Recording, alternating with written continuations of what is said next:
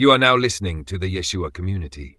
When we speak about the Noahide laws, we step into an ancient layer of Jewish thought.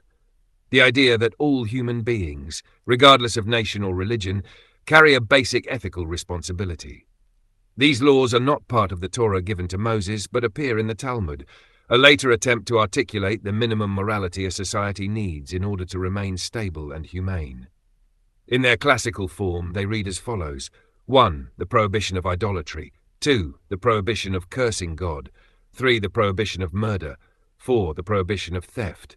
5. The prohibition of sexual immorality, as defined in rabbinic tradition. 6. The prohibition of eating flesh taken from a living animal. 7.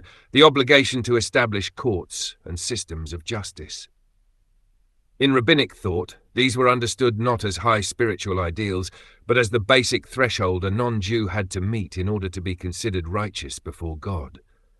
They represented the minimum foundation for living decently in the world, not the fullness of holiness, but the starting point of moral responsibility. In antiquity, several of these laws had a more concrete and immediate meaning than they carry today. The prohibition of idolatry was not only about false belief. It referred to practices seen as spiritually and socially destructive, magical rituals meant to manipulate reality, statues believed to contain divine power, ecstatic cult ceremonies, and in some cultures even child sacrifice. In that world, idolatry was not viewed as a theological error, but as a path into fear, exploitation, and violence. The rabbis believed that any society built on such cults would inevitably unravel. The prohibition against cursing God, Birkat Hashem, also meant something more specific than modern ears might assume. It referred not to everyday frustration or honest questioning, but to a formal, ritualized curse intended to sever one's relationship with the divine and call down misfortune.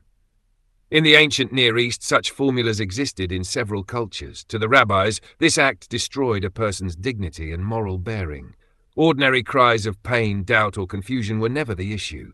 It was the deliberate ritual renunciation that was considered dangerous. When we hear these laws today, though, there is a distance. Some of them feel intuitive and timeless. Do not take a life, do not steal, build societies on justice. But other laws clearly belong to another age. What does the prohibition of idolatry mean in a world where people may be Christian, Jewish, Muslim, Buddhist, atheist, or simply searching quietly? Who is this law aimed at now, and what is it trying to protect?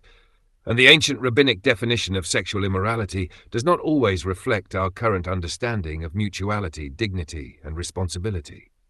For that reason, many modern Jewish thinkers interpret the Noahide laws on a principle level rather than as literal, binding rules. They become symbols: respect for the sacred, reverence for life, integrity in human relationships, justice as the foundation of society, and compassion as a way of being human. When lifted to this level, they begin to resemble universal moral intuitions, the kind found across many cultures and wisdom traditions. But this raises an important question. How much weight should we place on the Noahide laws today? Are they binding? Are they normative?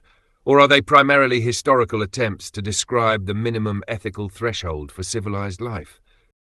Thank you for listening. May peace surround you, and may kindness guide your path forward.